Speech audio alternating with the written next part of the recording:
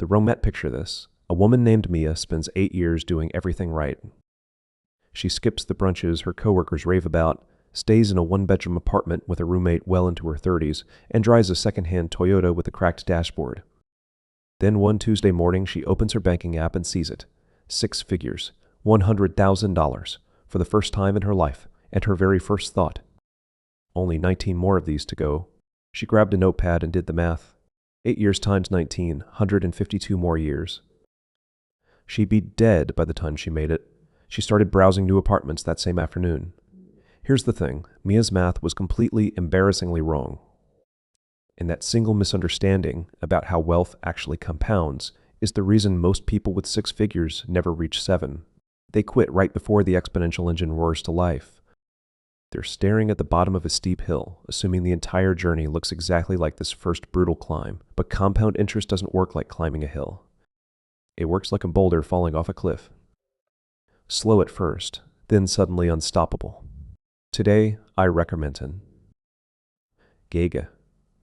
Going to walk you through exactly why $100,000 is psychologically painful but mathematically critical, why $600,000 is the real turning point where money starts working harder than you do, and why the jump from $1 million to $2 million happens faster than from $0 to $100,000. Which sounds absurd until you understand exponential math. Part 1. The bamboo analogy. Let me give you a mental picture that changed how I think about this. Chinese moso bamboo is one of the strangest plants on earth. You plant the seed, you water it every single day, you fertilize it, and for 4 years, 4 full years, nothing happens. Absolutely nothing breaks the soil. Your neighbors walk past and think you've lost your mind. You've spent 4 years watering a patch of dirt. Then in year 5, the bamboo shoots up 90 feet in 6 weeks. Here's the question everyone asks. Did the bamboo grow 90 feet in 6 weeks? Or did it grow 90 feet over 5 years, building a root system underground that nobody could see? Your investment account is the bamboo. The first years feel invisible. The growth is happening underground, silently, structurally, invisibly. And the people who quit in year 3 never see the 90 feet.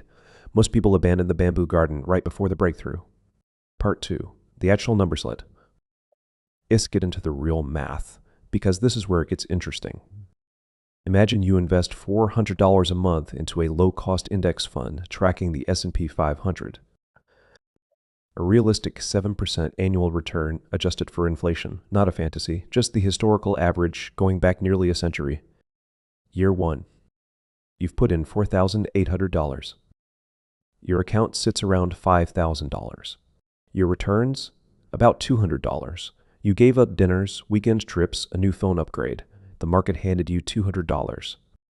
Your coworker bought a massage chair and seems fine. This is the year most people's resolve starts to crack. Year 5. Total contributions, $24,000. Account balance, roughly $28,500. Returns earned, about $4,500. Better, but you're still doing most of the heavy lifting. Your returns feel like a tip on a restaurant bill, not a salary. Year 10. Contributed $48,000. Balance, around $70,000. Returns earned, $22,000. Now we're talking. But here is exactly where people make the fatal error. They extrapolate linearly. It took me 10 years to hit $70,000, so $140,000 must be year 20. That logic feels right. It is completely wrong. Here's what the actual timeline looks like after year 10. From $100,000 to $200,000, roughly 7 years. From $200,000 to $300,000, 5 years. From $300,000 to $400,000, 4 years. Each milestone takes less time than the one before it, because the base you're compounding from keeps growing. The snowball already has mass. You are pushing less. The chessboard story. An old story come up about a clever merchant and a king. The king offers her any reward she desires. She asks for something really simple. 1 coffee bean on the first square of a chessboard, 2 on the second, 4 on the third, doubling with every square. Immediately the king laughed that thing. Coffee beans? Are you sure about that? With an ironic smile? His treasurer faints. By square 64, the kingdom owes her more coffee beans than have ever existed on earth. That's her investment account. The first 30 squares feel pointless. The last 10 squares are everything. Part 3, the 3 inflection points. Inflection point 1, $100,000. At 7% returns, a $100,000 portfolio generates $7,000 a year in growth. If you're contributing $400 a month, that's $4,800 a year from you. For the first time, your portfolio is outworking your contributions. Your money starts to work for you. The money will be in your service whether you're sleeping, on holiday, or binge watching a series, then you become free. You're no longer the only one rowing. But here's the trap. 2 types of people hit $100,000 and self-destruct. The first type thinks they've arrived. They ease off contributions, start treating themselves, start leaking money in all directions. They just built the launch pad and decided not to launch. The second type does the linear math like Mia did, concludes the whole thing is pointless and quits. Both groups miss what's coming. Inflection point 2, $600,000. At 8% returns, a $600,000 portfolio generates $48,000 a year. At 7%, that's $42,000. The median household income in many countries sits around $55,000 to $70,000. Your portfolio is quietly generating 60 to 70% of that when you are sleeping. That is perfect. A friend of mine who runs a small architecture firm. He earns $580,000 in his combined accounts at age 51. He couldn't achieve his retirement plans, but the life shifted himself something entirely. His biggest client, arrogant, demanding, consistently disrespectful, suddenly lost his power. Because he did the math for real one evening and realized, if this client walked out tomorrow, his portfolio could cover his family's core expenses for years while he rebuilt. He stopped shrinking in meetings. He says no to scope creep. He started charging what his work was actually worth. Within 18 months, his company revenues had increased 30%, not because of working harder, but it is because of stop operating from desperation. That's what $600,000 buys you. Not retirement, options. The psychological freedom that changes how you negotiate, how you work, and what you're willing to tolerate. And here's what nobody tells you about market crashes at this point. They become your ally. If your portfolio drops 20%, your $400 monthly contributions are now buying shares at a 20% discount. You were shopping at the sale. The people who kept investing through the 2008 collapse and kept buying at the bottom came out of 2010 dramatically wealthier than those who started investing after the dust settled. They've been buying at clearance prices for 18 months. Inflection point 3, $1 million at 7%. A $1 million portfolio generates $70,000 a year. At 8%, $80,000.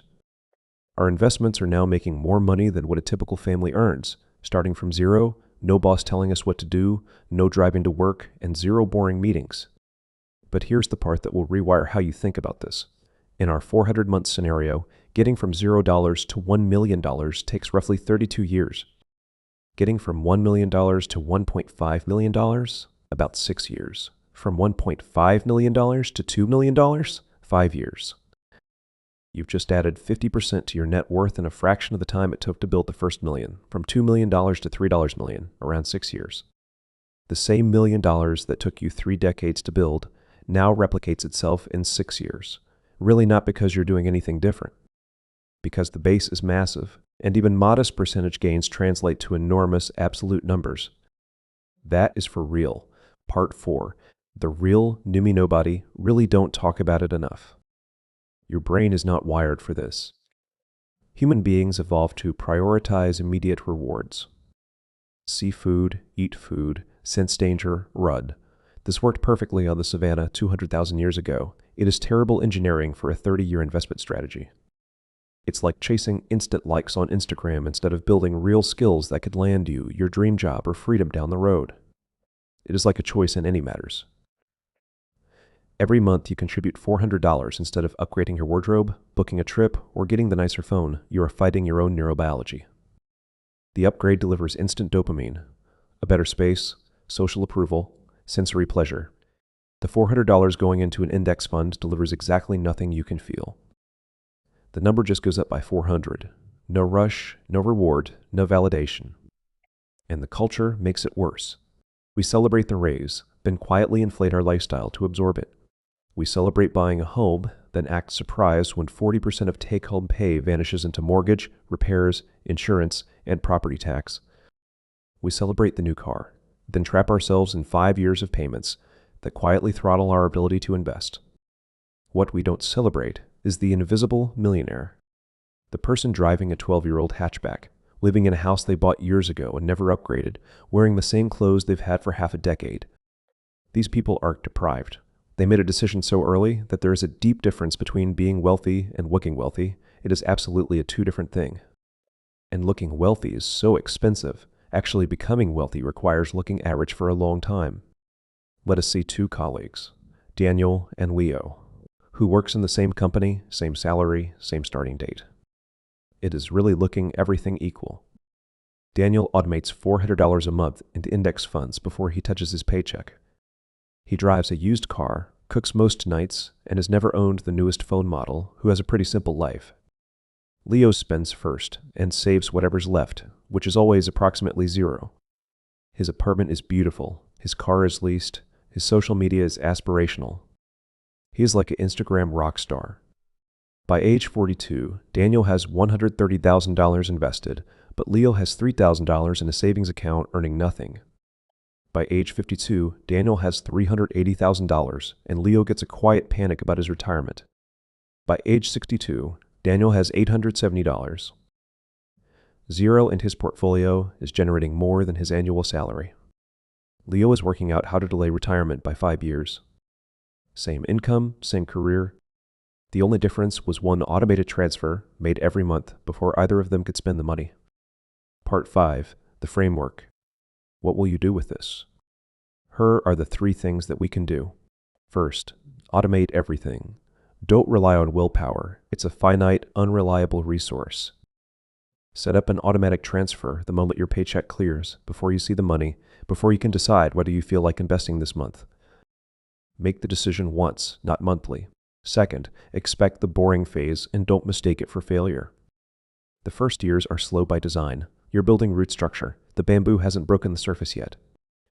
That's not a problem. It's the process working exactly as it should. The people who quit at year 4 never see year 5. Third, know your inflection points. At $100,000, your money starts working alongside you. At $600,000, you gain real psychological freedom and options. At $1 million and beyond, the exponential curve goes near vertical, and every additional million arrives faster than the one before it. The strategy itself fits on a note card. Invest consistently in low-cost index funds. Don't try to time the market dawn. T. Panic sell during crashes. Hold for decades. That's it. That's how the system runs. There is nothing complicated. It is a little bit hard because it requires a long time, like 30 years of consistent behavior, in a culture designed to pull your attention and money in every other direction. It means watching people around you upgrade constantly while you hold steady. It means sitting through market crashes where your portfolio drops 30% and every instinct screams at you to sell. The people who can do that, who can be boring for long enough, are the ones who end up with real, lasting freedom. Finally, Mia. The woman from the beginning eventually figured out her math was wrong. She ran the actual numbers, saw the inflection points, and didn't move into that new apartment. She kept the roommate for 2 more years. She kept the Toyota. She kept investing. She kept her plan and ran for it. I'm not going to tell you where she is now because this isn't that kind of story. This is your story. The important question is which rotation of the snowball you're on and whether you'll still be pushing when gravity finally takes over. It is fully related to keep your long-term plans then. The money shows its magic become real. Thanks for your time to watch my video and to support our channel. Please subscribe and comment to the video to discuss it, and have a nice day.